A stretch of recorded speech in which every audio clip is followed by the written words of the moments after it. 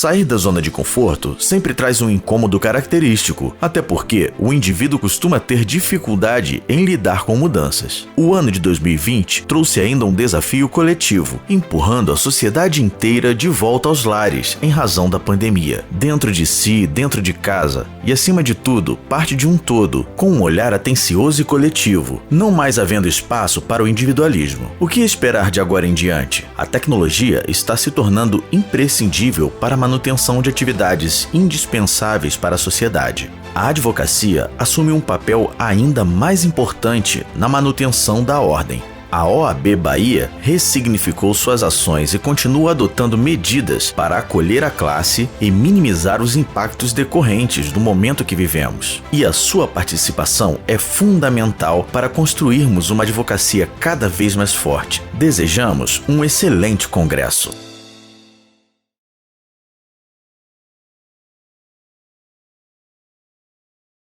A envergadura que ele tem participado da organização. Também cumprimento por estar também nesse painel e agradeço pelo trabalho que tem exercido à frente da Jovem Advocacia no Estado da Bahia, nossa presidenta, a doutora Sara Barros, como o Lucas disse, conhecida como Sarinha. Também gostaria de cumprimentar o presidente da subseção de Tapetinga, doutor Fabrício Moreira, que tem dado um apoio indistinto à Jovem Advocacia, a minha vice-presidenta aqui em Tapetinga, doutora Karine Barreto, e representando os demais membros do Conselho Consultivo da nossa subseção, doutora Camila Costa. Também quero cumprimentar a doutora Daniela Teixeira e doutora Camila Mazara, também Lucas, nosso vice-presidente e mediador do nosso painel. Amigos, pois bem, como jovem advogado e como presidente do Conselho Consultivo da Jovem Advocacia de Tapetinga, eu gostaria de compartilhar com vocês experiências, dificuldades e desafios acerca da inserção do jovem advogado no mercado de trabalho. Inicialmente, gostaria de lembrá-los que, independente da carreira, independente da profissão ou da área das nossas vidas, o caminho sempre requer uma maior orientação, tendo em vista a situação dos desafios. Ou seja, todo o início é acometido por desafios e por obstáculos. E dessa forma, eu gostaria de trazer um trecho de Fernando Pessoa, filósofo e poeta, para a reflexão, onde diz: se existirem pedras no caminho, guarde todas e um dia construa um castelo. Ou seja, que venhamos a utilizar os desafios e obstáculos do início de carreira e que possamos torná-los em aprendizado e experiência. De fato, o início não é tranquilo, não é animador o início da advocacia, mas que venhamos a ter esperança e convicção de que as coisas podem sim e irão melhorar. Enfim, dentro das dificuldades que o mercado nos impõe, eu gostaria de trazer alguns pontos. E o inicial é a sobrecarga que nós temos hoje na advocacia. O mercado saturado. No Brasil, conforme consulta ao Conselho Federal, nós temos aproximadamente 1,1 milhão de advogados, o que corresponde a um advogado para 190 habitantes. Além disso, trazendo para a nossa realidade do estado da Bahia, nós temos 66.500 inscrições. A partir desses levantamentos em dados numéricos, cabe tecer o seguinte questionamento: isso é impedimento para que nós, jovens advogados, venhamos a nos destacar? Quero deixar claro que não. Mas, além disso, a inexperiência, a insegurança de nós, jovens advogados, que acabamos de sair da faculdade, é enorme, até porque o despreparo vem à tona quando saímos da faculdade. A instabilidade financeira, as incertezas e também o principal, que é o oxigênio de cada escritório, o oxigênio da advocacia, a captação de clientes. Enfim, a prática da advocacia também nos impõe diversas dificuldades, desde o simples peticionamento, que no início não é um simples peticionamento, até precificar os nossos honorários. Mas eu quero trazer para os amigos boas novas, pois não só de dificuldades vivem os jovens advogados, mas sim de oportunidades e possibilidades frente a essas dificuldades que eu acabei de narrar. Nós vivemos, no atual momento, essa pandemia, e, de fato, as dificuldades têm afrontado não só os jovens advogados, mas sim toda a advocacia. Mas eu vejo que, de forma muito interessante, a jovem advocacia sai à frente neste momento. pois nós que acabamos de nos inserir, estamos nos inserindo no mercado de trabalho, temos uma facilidade tecnológica. Além da facilidade tecnológica, temos a possibilidade de nos adaptarmos às necessidades de mercado com mais tranquilidade. Então, que nesse momento de pandemia, que nós possamos nos reinventar e aproveitarmos as oportunidades que o mercado nos impõe. Além disso, tendo em vista a situação que eu trouxe no começo, falando acerca da sobrecarga do mercado, devemos levar em consideração que tem como o jovem advogado se destacar na sua profissão. Tudo isso de acordo com a sua dedicação, conhecimento e estudo, através da especialização. Ou seja, como jovens advogados, como recém-chegados no mercado de trabalho, devemos acrescentar especializações ao nosso currículo. E, de fato, trabalhando com excelência, o destaque de forma acontecerá.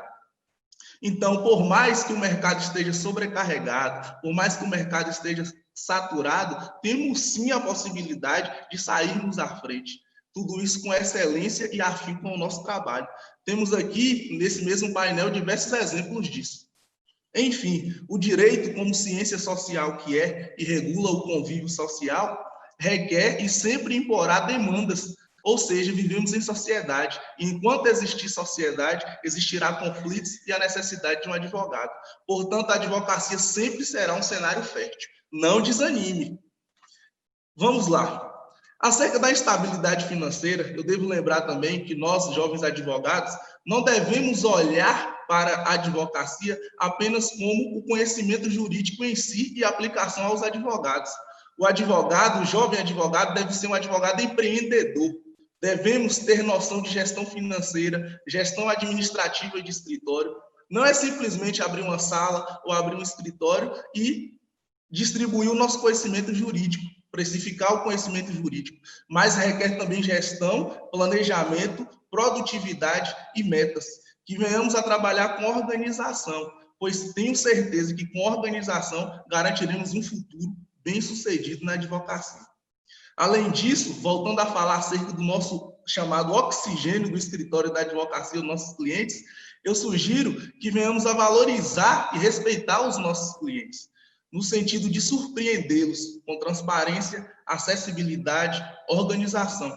Até porque devemos lembrar que um cliente descontente gera um efeito bem maior do que 10 clientes contentes. Essa é a realidade.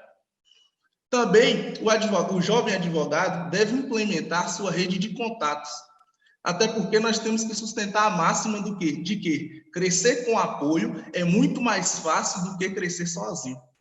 Dessa forma, nós, jovens advogados, devemos ter contatos com outros jovens advogados, com advogados mais experientes, firmarmos parcerias nas nossas áreas de atuações e também em áreas que nós não trabalhamos, não estamos exercendo a profissão em determinada área, então temos que ter contatos, parcerias, e além disso, nós devemos ser vistos.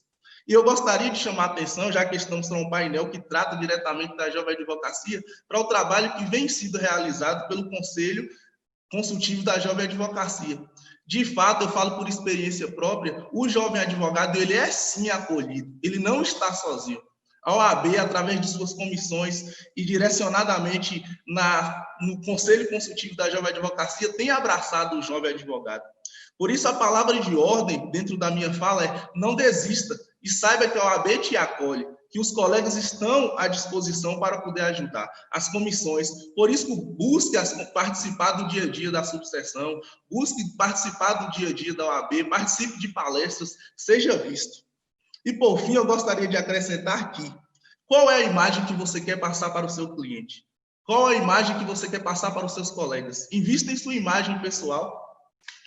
Mas antes de investir em sua imagem pessoal, tenha meta e foco com o que você quer passar. Temos sim a possibilidade de termos uma advocacia sólida e bem direcionada, mesmo sendo jovens advogados. E eu gostaria de deixar o seguinte esclarecimento para os colegas, que assim como eu, estão iniciando na carreira. Tenha confiança, pois todos tiveram que viver um início e passaram por dificuldades. Mas a escolha é nossa, pois temos a oportunidade de desistirmos em meio às dificuldades ou de nos tornarmos cada vez mais fortes. Então, como jovem advogado que acredita no futuro da jovem advocacia, na sedimentação das carreiras, eu gostaria de deixar uma palavra que está descrita na Bíblia, de fato. No primeiro capítulo de Josué, no versículo 9, está escrito: não fui eu que ordenei a você, seja forte e corajoso, não se apavore, nem desanime, pois o Senhor, o seu Deus, estará com você por onde você andar. E assim, eu agradeço por essa participação. Quero agradecer a Sarinha pelo convite, a doutora Daniela pela presença, a doutora Camila, Lucas e a toda a OAB Bahia. Parabéns pelo evento, eu estou muito grato e honrado pela participação. Muito obrigado. Nós que agradecemos, Kevin, pela brilhante explanação e por dividir conosco, né, suas experiências de início de carreira, que nós todos, jovens advogados, sentimos na pele a dificuldade. E muito importante você ressaltar a ideia da imagem pessoal, do preparo, né, do estudo, da dedicação, da seriedade. Então, eu agradeço, tenho certeza que os jovens advogados e advogadas que assistiram a sua palestra se identificaram e que isso deu aí a eles um ânimo para continuar na luta. Então, dando prosseguimento, né, é um prazer. Eu estou, como vice-presidente, tentando, né, seguir esse ritmo de Sara, que é realmente um dínamo, que é essa mulher determinada e aguerrida para os ideais da jovem advocacia. Então, apesar de dispensar apresentações, eu vou apresentá-la, a doutora Sara Barros Galvão, é advogada, especialista em Direito das Famílias e é presidenta do Conselho Consultivo da Jovem Advocacia da OAB Bahia. Sarinha, a palavra é sua. Boa tarde a todos e todas. É um prazer estar aqui. Eu posso dizer que é incrível o que conseguiu se fazer com o evento digital. Apesar de estarmos todos muito chateados com a pandemia, muito prejudicado, principalmente a advocacia, porque a gente teve que fazer toda uma readaptação, né, ressignificar o que a gente faz. Vejam o que nós conseguimos fazer através de um momento desse. É o primeiro congresso digital da OAB da Bahia e eu posso afirmar que a gente conseguiu alcançar um número muito maior, eu acho que inclusive do que a própria OAB imaginava. E nessa perspectiva, né, de iniciarmos falando sobre isso, eu parabenizo a gestão do nosso presidente Fabrício de Castro, na sua pessoa, parabenizo toda a diretoria por estarem oportunizando a realizar um evento desse, mas eu preciso evidenciar e, sem dúvidas, elogiar a coordenação desse evento, porque fazer um evento com 42 painéis, mais de 160 palestrantes e tendo a representatividade, paridade em todos os painéis, não é qualquer pessoa. Então, Herminho, meu amigo, que felicidade caminhar com você e ter a oportunidade de lhe chamar de amigo. Eu sempre digo que eu tenho uma responsabilidade muito grande em suceder Hermes na diretoria e como presidenta do Conselho Consultivo da Jovem Advocacia, mas eu tenho uma felicidade, que é poder caminhar com ele. Hoje, a gente, quando fala de representatividade, necessariamente a gente já lembra de Hermes na diretoria. É muito importante que a gente consiga cada vez mais ocupar espaços dentro da OAB e cada vez mais demonstrar a força da jovem advocacia. Nós temos hoje um diretor jovem que realizou a coordenação de um grande evento e conseguiu alcançar mais de 11 mil inscritos em 3 dias de evento. Então, isso não é para qualquer pessoa. Deixa aqui o meu muito obrigado por ele que sempre luta pela jovem advocacia e por ele que realizou esse grande evento. E meus parabéns. E vamos lá. Falar de jovem advocacia é falar, primeiramente, dos meus presidentes, que aqui estão representados por Kevin, um colégio com 36 presidentes aguerridos e que lutam diariamente pela jovem advocacia da Bahia. É falar do meu Conselho Consultivo da Jovem Advocacia, aquele ao qual eu não conseguiria ter tantos conselheiros e conselheiras unidos se não tivesse uma grande diretoria. E cumprimento a minha diretoria hoje aqui no meu vice-presidente, a quem está fazendo os trabalhos e quem está presidindo esse painel, quem eu tenho a oportunidade de conviver diariamente, de fazer projetos, de imaginarmos projetos, temas e lutarmos diariamente pela jovem advocacia. É uma luta árdua, é uma luta que é diária, não tem final de semana, não tem feriado, não tem fim de expediente, e a gente vive constantemente fazendo isso. Então, eu fico muito feliz em termos um conselho tão forte, em termos um colégio de presidentes tão fortes e principalmente da gente hoje, dentro da OAB da Bahia, ter representatividade em várias comissões e ter diretor na CAAB, ter um diretor na OAB, isso é importante. Agradecer a minha amiga Camila Mazera, que aceitou o convite para participar do painel. Camila, sempre que a gente tem a oportunidade de chamar, ela chega junto. É uma jovem advogada que tem a oportunidade de contar um pouco. Ela mudou agora a vida dela, deixou de ser advogada associada e passou a ser uma advogada autônoma e vem seguindo aí os perrengues que a gente enfrenta no início de carreira. Então, é importante que a gente possa ter painéis para dialogar com quem está passando a mesma coisa que a gente está passando. Isso é você criar identidade e isso é você se preocupar com o espaço de fala. Eu queria agradecer também a Daniela Teixeira, que talvez não esteja assistindo agora, mas que presidiu até uma semana atrás a Comissão Nacional da Jovem Advocacia e conseguiu fazer um marco dentro disso. Daniela pleiteou no Conselho Federal que um presidente do Colégio Nacional de Presidentes fosse nomeado como presidente nacional. Até então, um conselheiro federal é quem presidia. E dentro da pauta de Daniela, ela afirmava que a Comissão dos Negros é sempre presidida por um advogado negro, porque ele sabe, ele sente na pele quais são as suas dificuldades, então ele tem representatividade. A Comissão da Mulher é presidida por uma mulher, justamente para que a gente tenha essa representatividade. E por que não a dos jovens? Então, foi essa luta que ela fez, foi essa luta que ela trouxe, e ela oportunizou, dentro do Conselho Federal, que a jovem advocacia tivesse um presidente jovem do Colégio Nacional de Presidentes. Então, Dani, você chegou aí agora, mas eu estava falando de você. Eu agradeço em nome de todo o Colégio Nacional de Presidentes o ato que você fez e a aprovação. Uma grande vitória, porque a gente só vence dentro da advocacia, a gente só consegue realmente representar a jovem advocacia ocupando os espaços e tendo voz, e você nos oportunizou isso. Então fica aqui a minha gratidão e a gratidão da advocacia baiana para você. Obrigada. E falar de jovem advocacia, falar de futuro, falar de presente é muito importante. Acho que a gente já vem dialogando há muito tempo acerca disso, e Kevin trouxe algumas coisas. E a gente vem se prendendo muito esse momento da pandemia, porque eu acho que a pandemia veio para fazer um diferencial na vida de todo mundo. E isso está servindo também para os jovens. Há pouco tempo atrás, né, muita gente afirmava que em breve a gente teria uma advocacia totalmente digital, que os processos passariam a ser todos digitais, apesar da gente já ter uma grande quantidade. E o que se fala nos corredores dos fóruns é o quê? Que a jovem advocacia ela tem mais facilidade a lidar com esse meio, facilidade a poder, né, entender como é que funcionam os sistemas, e a gente sabe que não é fácil, porque a gente tem muito, a gente ainda não tem uma unificação do sistema, entender mais de rede social, ter mais facilidade de usar o celular e os aplicativos, e isso seria um benefício para a jovem advocacia. E eu vejo nesse momento muita gente se sentindo desanimado, muita gente sem saber realmente o que fazer, e aí a gente vem numa perspectiva de trazer coisas novas. Quando a pandemia iniciou, eu acho que todo mundo ficou se perguntando quanto tempo iria durar e o que queria fazer.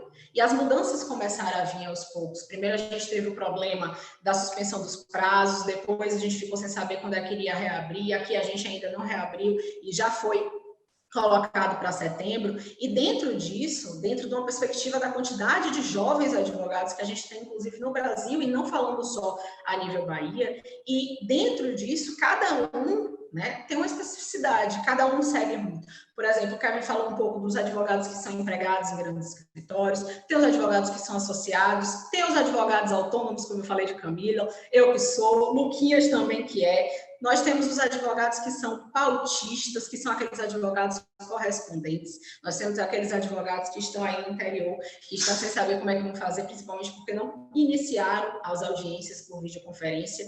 E essas dificuldades são enfrentadas não só pela jovem advocacia, mas pela advocacia como um todo. Mas quando a gente para analisar as dificuldades do início de carreira, e a gente para pensar que nesse momento tem colegas sendo inseridos no mercado de trabalho e recebendo a sua carteira da OAB através do aplicativo do Zoom, né, que a gente está realizando a solenidade pelo Zoom. Imagine como é fazer a inserção nesse momento no mercado de trabalho.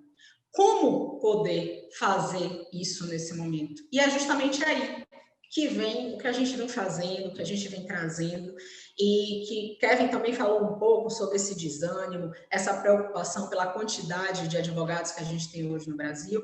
E eu posso afirmar, como eu falo diretamente, gente, tem oportunidade todos os dias. Todos os dias. Eu falo aqui pelo que a gente está fazendo dentro do CCJA aqui da Bahia e dentro do que a própria ESE e a OAB da Bahia vem fazendo.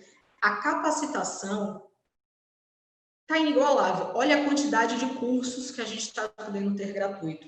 Olha esse evento que está sendo realizado. Quantidade de painéis e a quantidade de palestrantes de renome, de grandes juristas que estão participando. O quanto você pode aprender em 2 dias dentro da sua casa, ligando o computador e ali, inclusive, fazendo outras atividades. O quanto isso está podendo lhe oportunizar. Eu sempre digo, eu acho que está ficando manjado já que eu venho dizendo, que ninguém tira o conhecimento que você recebe ali. Podem lhe pagar tudo, podem dizer que não vão pagar por isso, mas o conhecimento, você nutriu, é seu, ninguém vai tirar de você. Então, a gente está num momento que a gente pode se oportunizar, ter uma maior capacitação. E, em cima disso, em grandes crises, é que a gente sempre vê que alguém se sobressai. Há poucos meses, podemos dizer que no início do ano, o que se dizia por aí era que a advocacia trabalhista iria acabar, que a advocacia trabalhista tinha caído no esmero e que a gente não teria daqui a um tempo advogados trabalhistas. E olha o que é que aconteceu. Diante da pandemia, quem são os advogados hoje que estão sendo mais cobrados dentro disso? Aquela matéria que todo mundo não gosta, ou melhor, não gostava de estudar quando estava na faculdade, se preparou inclusive para a OAB, sendo forçado a aprender, né, a lei de falências. Quantos advogados estão aí sendo procurados? Aí eu me pergunto, quantos advogados jovens especializados em falência vocês conhecem? Está faltando o quê para você pegar a lei, se especializar e demonstrar que você agora tem capacidade e tem condições de estar ali assumindo um processo de falência? Quantos advogados agora estão se especializando e estão se apresentando como advogados que fazem sustentação oral por videoconferência? E quantos jovens estão sendo contratados para fazerem essas sustentações de videoconferência de advogados que têm dificuldade de acessar o computador, que têm dificuldade de entender como é que funciona o Zoom? Então, nós temos que aprender a viver de oportunidades. Muitas vezes a gente se desanima. Obviamente, é muito difícil o início de carreira. A gente precisa pagar as contas, a gente precisa se manter, a gente precisa gerir o nosso tempo, a gente precisa achar o nosso espaço dentro do mercado de trabalho. Logo no início é difícil você definir que vai ser especialista na área. A gente acaba sendo médico geral mesmo, porque naquele momento a gente precisa o quê? Pagar as contas, pagar os boletos, mas é praticando, é você colocando a cara, é perdendo o medo, que foi uma das coisas que Kevin falou, é você mostrando sua autoridade como advogada, e Camila vai falar muito bem disso também, através das redes sociais que a gente tem hoje, e realmente a jovem advocacia acaba tendo uma facilidade maior. Hoje em dia a gente fica brincando, né, que as crianças de hoje em dia já nascem com o celular na mão, né? Então, muito rapidamente, com meses, as crianças já estão olhando o celular, já estão assistindo, e acaba que isso faz com que você realmente tenha uma familiaridade maior com o que está acontecendo, apesar da gente estar tendo plataformas e aplicativos sempre novos o tempo inteiro. Então, é importante que, apesar de estarmos num momento pandêmico, a gente tenha em mente que é um momento de você procurar oportunidades. Quantos advogados até o início do ano eram especialistas em compliance? A lei de proteção de dados que veio aí, quantos jovens são especialistas? Eu lembro que quando eu comecei minha carreira da jovem advocacia, eu só conhecia um advogado eleitoralista, que era Hermes. E hoje, se você parar para pensar, quantos advogados jovens tem que são eleitoralistas? Eu sei que é muito difícil no início a gente definir sou isso, sou aquilo. aquilo, mas é necessário, é uma oportunidade. A gente está tendo uma oportunidade aí. Quantos advogados vão precisar e quantas demandas estão existindo acerca de revisão de contratos? Contratos educacionais. Quem são os advogados que você conhece, que são especialistas em revisão de contratos e podem abarcar todo mundo que está sofrendo com essas questões das faculdades? Então, assim, a gente precisa necessariamente mudar o foco, criar novas metas, criar uma nova perspectiva, ressignificar, como todo mundo vem falando e vem pontuando, e fazer, né, podemos dizer, desse limão azedo uma grande limonada com bastante açúcar e poder cada vez mais ocupar espaço. O que eu quero dizer agora no finalzinho, que está terminando o meu tempo, é que todo o meu trabalho dentro da OAB, desde o momento que eu ingressei até hoje, foi voltado para a jovem advocacia. A nossa luta é constante, por vez e voz, e é o que a gente vem fazendo aqui. Luiz Gabriel fez como primeiro presidente, Hermes continuou, e eu posso ter a honra de dizer que eu venho continuando esse trabalho, esse legado. Então, que a gente saia sempre mais forte disso, por mais que a gente tenha muitas dificuldades, e que a gente possa, de alguma forma, tendo fala, tendo oportunidade, fazendo esse trabalho, tirar as pedras do caminho dos próximos colegas que vão passar, que eles não precisem passar pelas mesmas dificuldades que eu passei e que a gente consiga construir uma advocacia muito mais sólida. Eu tenho o orgulho de poder dizer que eu vejo que a jovem advocacia é uma advocacia unida, é uma advocacia que vem junta, que segue junta e que quer crescer junto. A gente tem muito aquela ideia de que a advocacia todo mundo é concorrente, que ninguém quer ajudar ninguém, e eu vejo, e a gente faz isso ao contrário. Isso acontece no conselho, quando um colega está com dúvida e pede ajuda, isso acontece nos grupos da jovem advocacia, e isso vem acontecendo na advocacia nacional. É essa mudança que a gente quer. Quando a gente se refere aos médicos, por dizer que eles se protegem uns aos outros, querendo dizer assim que os advogados e advogadas não fazem isso, eu vejo que hoje a jovem advocacia já tem essa visão e a gente já faz isso. Então, eu deixo aqui minha mensagem de dizer que ocupem os espaços, estudem, aproveitem a oportunidade para se capacitar, para se especializar em uma área e para demonstrar sua autoridade naquela área e principalmente para se demonstrar como advogado e advogada. Nós temos oportunidades todos os dias nos lugares que a gente menos espera. O meu muito obrigado a todos e a todas que estão nos assistindo, que acompanham o nosso trabalho, que podem fazer parte desse projeto que a gente faz, que se chama Valorização da Jovem Advocacia aqui na Bahia. E agradeço a todos os palestrantes e passo a palavra para Lucas. Muito obrigado, Sarinha, pela sua exposição. Muito importante nesse momento ter essa palavra de conforto e esse direcionamento mesmo de se enxergar as oportunidades que o momento oferece, né? De novos nichos, de possibilidade de especialização e essa coragem, né, para correr atrás, enfim, para se posicionar. Prosseguindo, vamos tentar aqui, mais uma vez, passar a palavra para a doutora Daniela, conselheira federal. Com a palavra.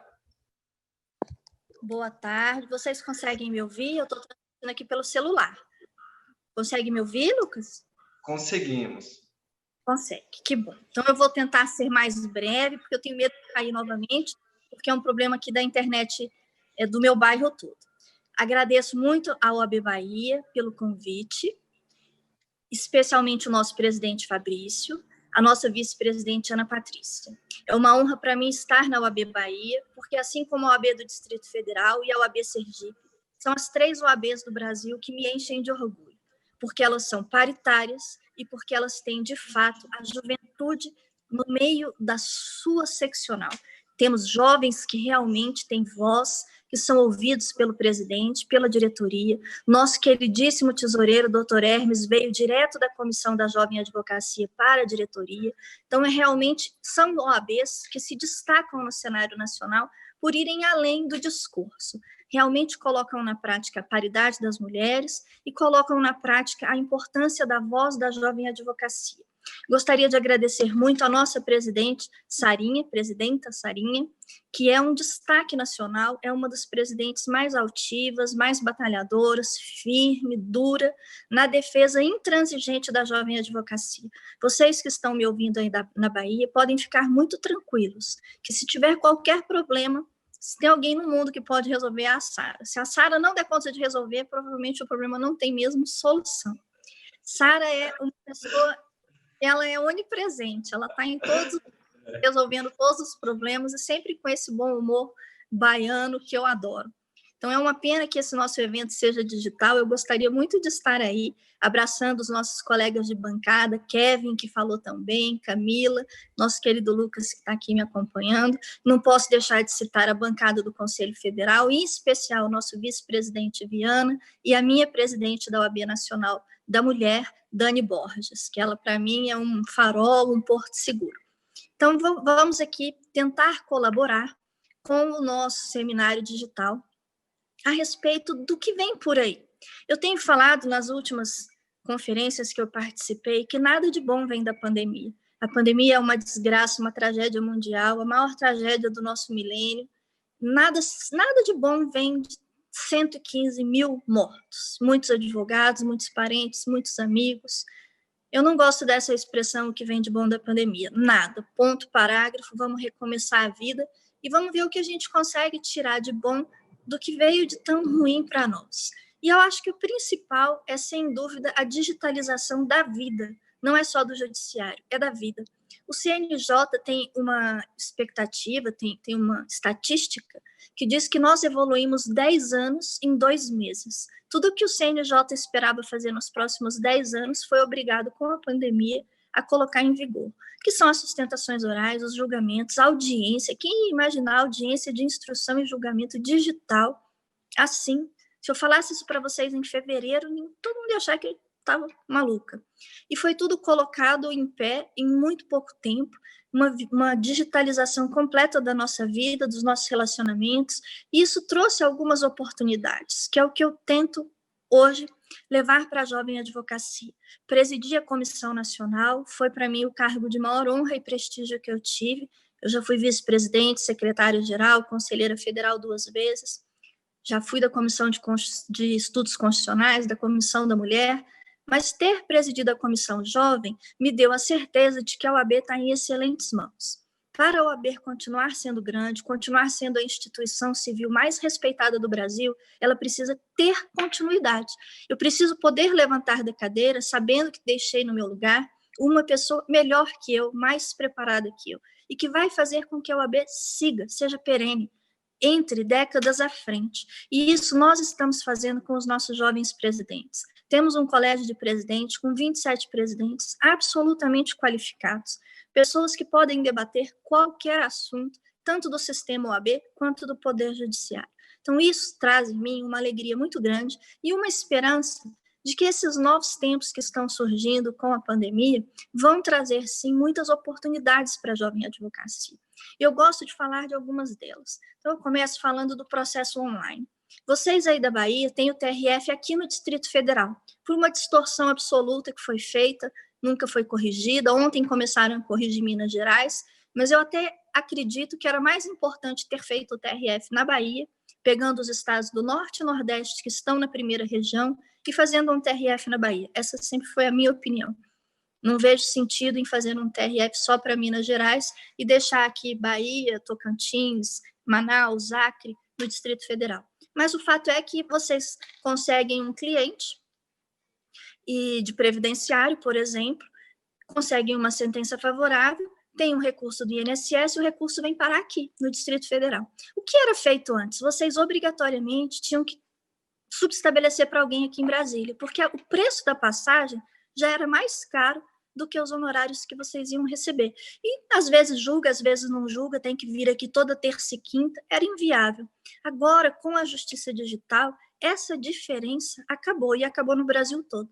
Então, vocês da Bahia têm um TRF da primeira região agora de portas abertas, que vocês vão advogar lá tanto quanto eu, que moro aqui em Brasília. A sustentação oral é digital, as audiências com os desembargadores são digitais, alguns gabinetes pedem que se mande um vídeo de 1 minuto, alguns gabinetes pedem que você entre em contato e eles fazem uma reunião como essa nossa pelo Zoom, alguns assessores recebem por telefone ou por e-mail, só o memorial escrito. O fato é que toda essa possibilidade de advogar em todos os tribunais do Brasil se abriu para a jovem advocacia. Como eu peguei uma parte do que Sara falava, vocês têm sim muito mais facilidade. Eu já soube até que quando eu estava aqui tentando me conectar, eu gritei, Gabriel, vem me ajudar, e vocês ouviram. Gabriel é o meu jovem aqui em casa, é o meu filho de 18 anos, que é a quem eu recorro quando tudo aqui dá errado na parte digital. Não há dúvida de que a geração de vocês está muito mais preparada para lidar com essas tecnologias do que a advocacia de uma geração antes, que é a minha, de 2 gerações antes, muito mais. Então, o processo digital, sem dúvida, traz oportunidades para a jovem advocacia. Outro ponto que eu também gosto muito de falar é a questão do escritório.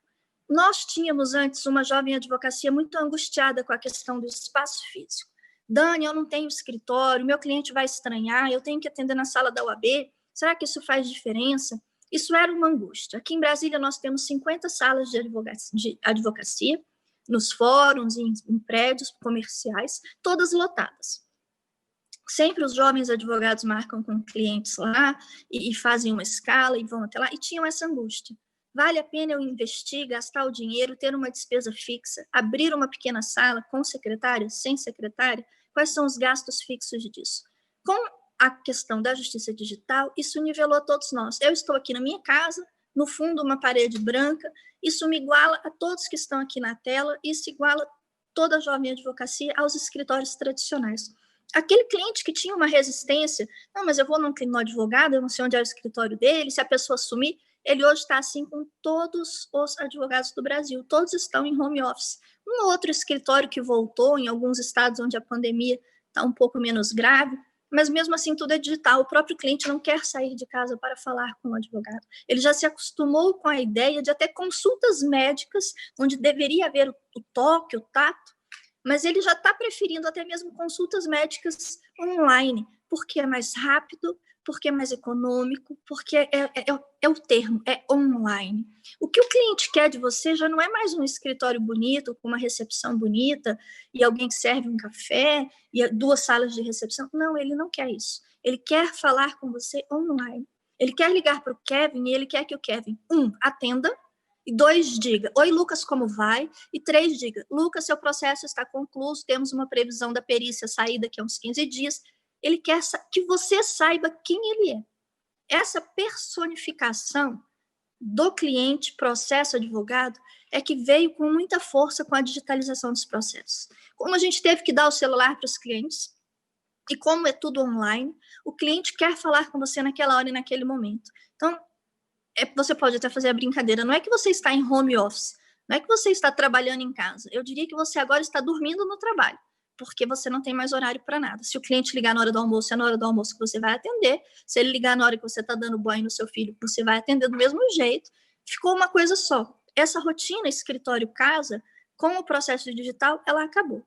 Isso, sem dúvida, traz uma grande vantagem para a jovem advocacia de não precisar ou não fazer a mínima diferença se tem ou não tem um espaço físico, o tamanho do espaço físico. Eu hoje estou de mudança do meu antigo escritório, no dia de hoje, passei a manhã fazendo caixas, porque não tem nenhum sentido. Nem para mim, que tenho 25 anos de advocacia, ter um escritório daquele tamanho, onde eu nem vou. E o cliente também não quer ir, com pandemia ou sem. Hoje eu vou receber um cliente, vai ser virtual. Eu já até falo, vai receber onde? Não, aqui, virtual. Às 4 horas eu tenho uma reunião com o cliente. E ele nem se oferecesse que ele viesse no meu escritório, ele não quer, ele prefere essa reunião virtual. Então, o outro ponto virtual que também vocês não podem perder são os cursos online. Isso realmente foi uma imensa diferença de fevereiro para cá. O que acontece com os cursos online? As nossas ESAs, a Escola Superior da Advocacia, elas eram presenciais em sua grande maioria. E todos nós tínhamos uma certa birra com curso online. Se alguém chegava e apresentava um currículo dizendo que eu tenho uma pós-graduação online, Você já fazia aquela cara de pós-graduação online? Agora, as melhores faculdades do Brasil estão fazendo cursos online. Você tem a GV Direito de São Paulo, você tem a USP, a UNB em Brasília, a Universidade Federal da Bahia, todas estão online. E as nossas ESAs também. Então, o conselho que eu dou para você que está aí nos ouvindo, hoje mesmo, entre no Instagram das 27 ESAs do Brasil, porque você vai ter cursos do que você está precisando aprender semana que vem. Certamente, todas as ESAs estão com 20, 30 cursos por mês, online, a maior parte deles gratuitos, e que você consegue assistir na hora que você puder, os cursos são gravados. Então, isso foi uma imensa diferença. Tivemos no mês passado a nossa conferência nacional da OAB Nacional, com 115 mil advogados inscritos. Isso é um recorde absoluto, isso é algo que é um espanto, e mostrou para todos nós que esses grandes encontros estão fadados realmente a desaparecer. Nossa última conferência nacional tinha 5 mil pessoas. Essa teve 115 mil pessoas assistindo online. Então, vocês precisam aproveitar e se especializar online exatamente agora, porque todas as ESAs estão oferecendo cursos. Sara falou nos novos direitos, e eu acho isso primordial para você que está começando. Pegue um pequeno nicho. Quanto menor for o nicho, maior a sua chance de sucesso. Temos vários novos direitos decorrentes da pandemia. As pessoas estão... A advocacia se nivelou porque o direito é novo, não tem ninguém especialista em pedir prisão domiciliar. Não tem, porque o direito acabou de aparecer.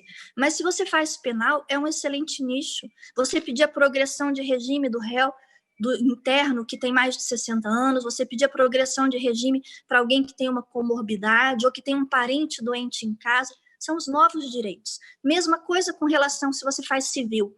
Vá se especializar nos contratos de locação. Quantas lojas tem na sua cidade que estão com a corda no pescoço, querendo pedir para diminuir o preço do aluguel? A nova lei permite, você vai ser bem-sucedido e um cliente vai te indicar para o outro.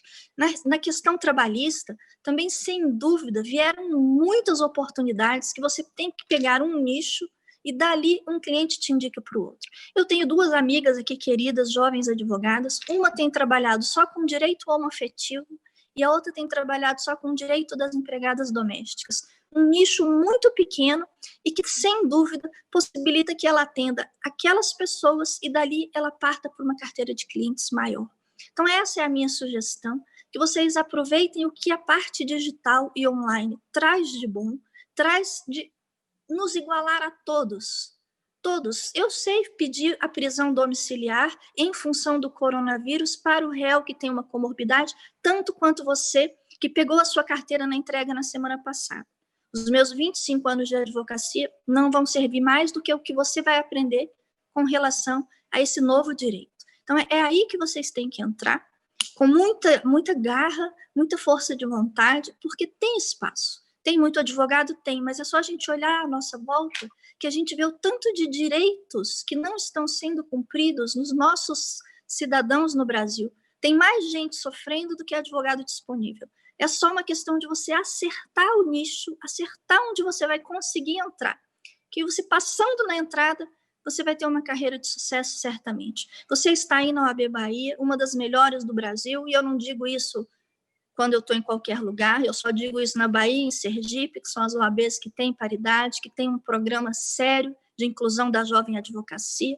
Então, é isso. Conte com a OAB, conte com a Caixa de Assistência, conte com a ESA da Bahia, que você vai conseguir se colocar no mercado de trabalho. Eu fico à disposição de todos, agora eu sou só presidente de honra, mas a Sara sabe onde me encontrar, e eu estou à disposição de toda a advocacia baiana, pedindo mais uma vez desculpas por essa confusão da internet, foi um problema aqui no bairro todo, mas graças a Deus deu certo, consegui falar essas poucas palavras, e eu fico à disposição da mesa. Muito obrigada, Lucas. Obrigado, doutora Daniela, pela exposição. Interessantíssimo, acho que foi uma visão muito prática dessas novas possibilidades que se abriram após a pandemia, e eu acrescento a elas também a ideia da própria consultoria, né? Advogar é mais até do que litigar. Então, a gente propor ao cliente soluções que facilitem o dia a dia, né? Enfim, abre também uma gama de possibilidades imensa. Então, muito importante, muito interessante sua fala. Obrigado pela generosidade de dividir conosco aí esse tempo de vivência. Seguindo no nosso painel, chamo agora, né, para palestrar a doutora Camila Macera, que é consultora jurídica, é advogada atuante na área de família e sucessões, bacharel em Direito pela PUC de Goiás, pós-graduada em Civil e Processo Civil pela ATAME, possui cursos diversos na área de marketing digital, produção de conteúdo e mídias digitais, é escritora, palestrante e idealizadora do perfil Advogando em Família no Instagram. Então, Camila, a palavra é sua. Olá, pessoal, tudo bem? É sempre uma alegria gigantesca para mim participar de um evento da OAB Bahia. É uma seccional que inspira demais a jovem advocacia, e eu tenho muito orgulho de, como jovem advogada, como mulher jovem advogada, falar um pouquinho aqui desse novo cenário, né, que a gente vem enfrentando no nosso ofício. Eu fiquei muito feliz até de ter ficado por último, porque eu acho que a minha fala vai casar com o discurso de todos, né? Todo mundo expôs a questão da dificuldade, a questão da resiliência, de como a gente pode extrair, buscar um nicho diferente, né, para se destacar nesse mercado atual, porque afinal nós somos profissionais liberais e precisamos ainda sim fechar contratos, continuar trabalhando, para que com isso a gente inclusive se alimente, não é mesmo? Então, para concluir esse painel incrível, eu preparei um material para vocês, eu vou compartilhar a tela aqui agora.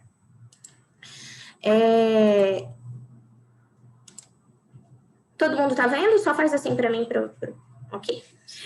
Eu preparei um conteúdo para quê? Tudo isso que a gente pensou, qual nicho eu vou atuar, como que eu vou atualizar minha profissão, no sentido de que agora vai ser tudo online, sustentação online, audiência online. Ontem eu atendi cliente no Tocantins, à tarde fui para o Pará, amanhã tem uma audiência no Pará pela manhã. Então, hoje o cenário ele é digital. E na medida em que a gente faz de forma ética a publicização da nossa expertise, a gente consegue com isso atrair a atenção de uma audiência qualificada, e o cliente, a partir do momento que ele passa a nos acompanhar nas redes sociais, ele consegue ter confiança no nosso trabalho e, com isso, ele nos contrata para algum tipo de serviço. Então, eu reuni aqui um compilado de dicas rápidas para que vocês saiam daqui hoje pensando nesses novos nichos que o pessoal falou super bem e buscando estampar, publicizar essas expertises nas redes sociais. Então, vamos começar do começo. A gente precisa diferenciar, saber o que é marketing, publicidade e propaganda e saber o que de fato nós podemos fazer, haja vista o nosso código de ética e a nossa legislação pertinente, né? Marketing, pessoal, é estratégia, é o que a gente faz para que o cliente, de fato, se convença, né, esteja convencido de que nós somos o melhor profissional para solucionar aquela dor ali nos confiada. Então, muitas pessoas falam assim, eu não faço marketing, eu não nasci para o marketing. Mas, quando está num evento, né, antes da pandemia, mas está num evento, se apresenta como advogado, fala a sua expertise no meio de um pessoal para mostrar que sabe aquilo que ele né, atua, a área que ele atua. Então, marketing a gente faz por natureza, é da nossa profissão fazer marketing. Agora, quando a gente estuda sobre isso, a gente percebe que nós somos a nossa própria marca o tempo inteiro. Mesmo que você ache que não, mesmo que você ache que você não trabalha com a sua marca, você de fato está trabalhando com a sua marca. Ora, você tem uma personalidade, você tem um script de atendimento, você tem um jeito certo de abrir a porta e cumprimentar o cliente. Isso também faz parte da sua gestão de marca pessoal. Então, marketing é a estratégia que você adota para atrair a atenção do cliente, convencer esse cliente de que você oferece a melhor solução para ele e depois que ele fidelize e que ele volte para o seu escritório, para sua atuação quando ele tiver uma nova dor ou que ele te indique para outras pessoas. Então, a gente faz marketing o tempo todo. E uma das estratégias do marketing é a publicidade, que é o quê? O anúncio, é a publicização dessa expertise que eu falei, que é o que a gente faz nas redes sociais. O que a gente não pode fazer é a propaganda, a mercantilização da nossa profissão. Tire um print que você vai ter 10% de consulta, 10% de desconto na consulta, a propaganda ostensiva, né, instigar o litígio, promover a captação de clientela. Mas se a gente faz um conteúdo educativo, ilustrativo, com informações sobre a dor do cliente, sobre o contrato de locação, como a doutora Daniela falou, sobre consultoria, como a Sara falou. Então, quando a gente faz esse tipo de conteúdo educativo e ilustrativo, nós não estamos infringindo o código de ética, estamos estampando a nossa expertise de modo a alcançar pessoas que, porventura, possam se interessar pelo nosso trabalho. Então, marketing digital jurídico, para iniciar, quero começar a aprender sobre isso. Nós vamos aprender 3 coisas. Personal branding, que é a gestão da marca pessoal, o Dr. Kevin já adiantou um pouco. O marketing de conteúdo, que é o que a gente vai publicizar nas redes sociais. E o marketing de influência, que é a ação voltada na gente. Nós, como a nossa própria marca, tá? Falando de negócios, então, todo mundo falou aí sobre encontrar novos nichos, enfim. E aqui eu coloquei o meu exemplo, né? O topo da minha pirâmide, minha expertise principal é a advocacia em direito de família. Mas quando eu publicizo essa minha expertise através da minha rotina, através do meu lifestyle, eu consegui fazer outros tipos de negócios, a exemplo de cursos e palestras. Eu presto hoje consultoria em caso concreto, então eu ajudo outros jovens advogados que têm dificuldade em alguma demanda específica envolvendo direito de família e sucessões.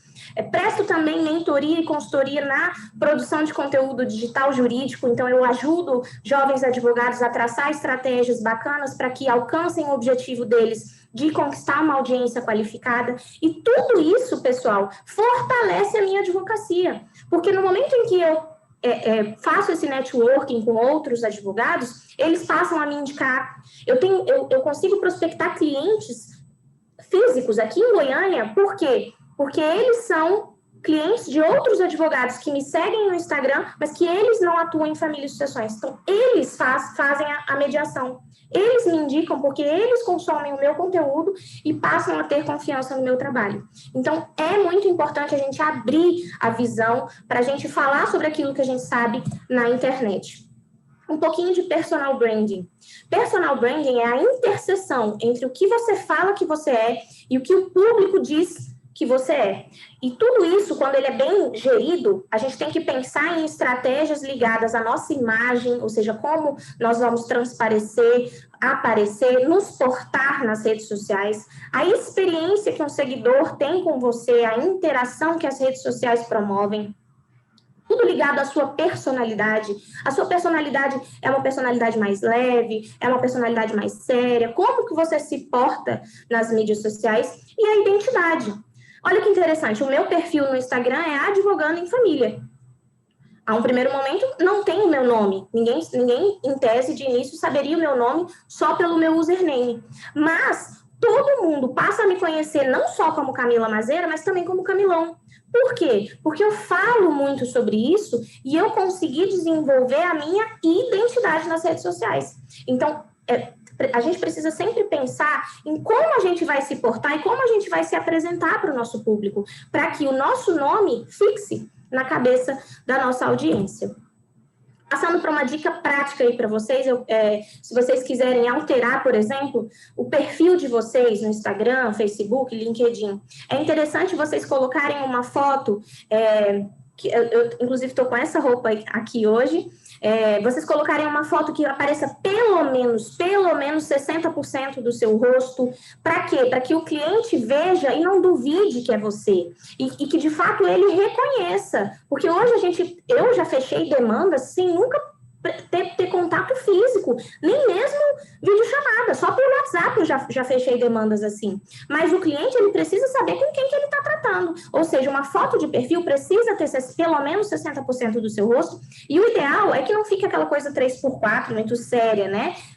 Ser levemente inclinado. Uma dica interessante para vocês, mais uma dica rápida, é colocar o fundo com uma cor diferente da sua roupa, em que elas sejam complementares ou análogas. Por quê? Porque chama mais a atenção também da sua audiência. Na sua bio, no seu perfil, você deve pensar em escrever uma frase de impacto, e nessa frase de impacto contenha o seu nicho, a sua área de atuação, para quem você fala no Instagram. Você fala para o advogado ou você fala para o cliente?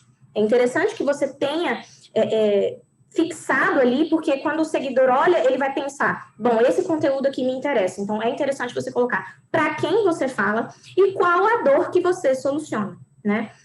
A minha bio, por exemplo, é uma divorciada especialista em divórcios. Por quê? Porque eu falo um pouco da minha vida pessoal, mas a minha área de atuação é direito de família. Ora, eu não faço só divórcios, mas é uma frase de impacto, é uma frase que sugere o meu nicho, para quem eu falo e qual a dor que eu soluciono. E, por fim, é interessante você colocar um call to action, que é chamar para a ação.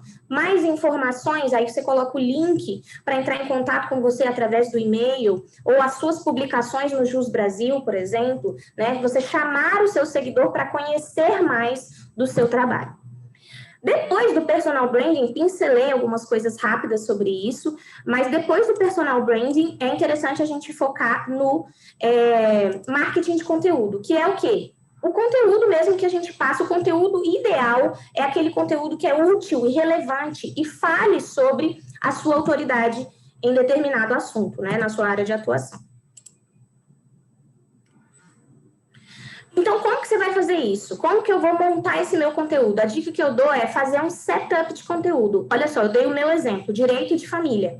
Dentro do direito de família, que é a minha área principal, eu posso falar sobre alimentos, eu posso falar sobre guarda, filiação socioafetiva, regime de bens, divórcios e mais 1 milhão de coisas.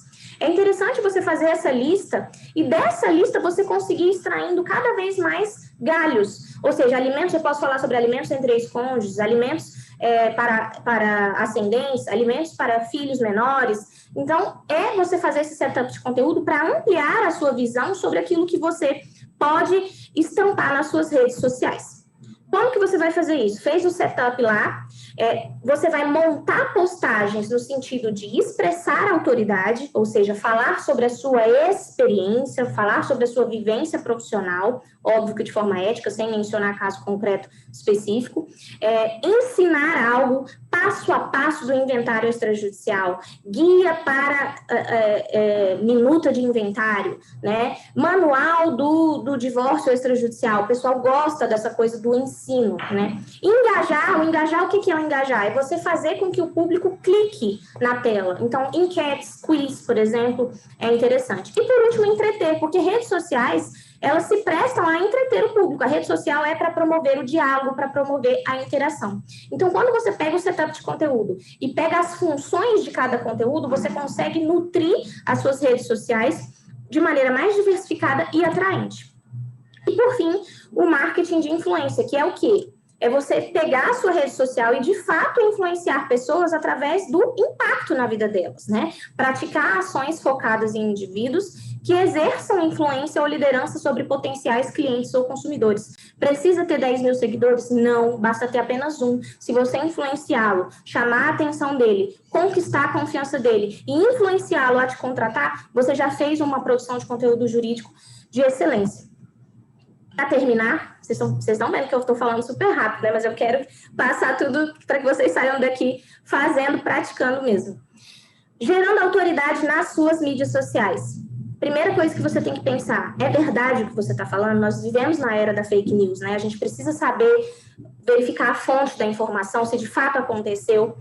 Constância de qualidade, ou seja, poste conteúdo útil e funcional, que é a dica número 4, com constância. Não adianta só postar selfie todo dia, só o cafezinho todo dia, só andando todo dia, não. É realmente postar algo que agregue, porque o seu seguidor, ele quer saber, ele quer se convencer de que você oferece a melhor solução.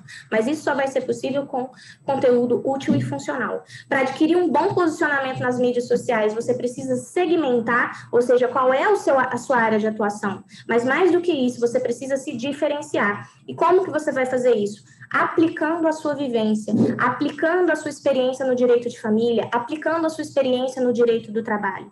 E por fim, a frase que eu mais amo é: sustente o conteúdo que você propaga. Antes de você ser excelente na internet, você precisa ser extremamente bom no offline. Não adianta nada você abrir um livro, saber mexer em todos os aplicativos, ter paleta de cores, fazer vídeos com efeitos incríveis. Se quando o cliente chegar de frente a você, você não conseguir sustentar o conteúdo que você propagou na internet. Espero que vocês tenham gostado. Eu falei super rápido, mas foi realmente para agregar um pouco, para que vocês saiam daqui, de fato, aplicando tudo que todo mundo falou super bem. Obrigada mais uma vez pelo convite, estou muito, muito feliz, espero que tenha contribuído aí de alguma forma.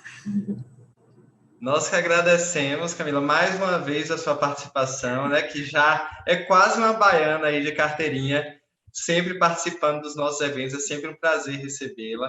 Então, queria novamente agradecer e parabenizar a diretoria da OAB Bahia, né, especialmente o nosso presidente Fabrício Castro e o coordenador, nosso diretor acadêmico, eterno presidente jovem, Hermes Hilarião, pela organização. Agradecer pela generosidade, pela disponibilidade do tempo de cada um de vocês. Eu tenho certeza que os jovens advogados e advogadas que assistiram o nosso painel sairão daqui renovados, com esperanças renovadas. E, para finalizar, eu vou pedir, né, para sair um pouco do protocolo, para desejar aqui publicamente feliz aniversário ao nosso diretor de planejamento da OAB Jovem, que está nos assistindo. Ele é fã de Camila, por exemplo.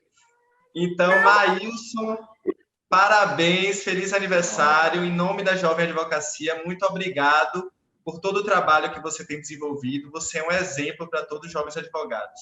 Então, declaro encerrado esse painel. Muito obrigado a todo mundo que assistiu e até a próxima.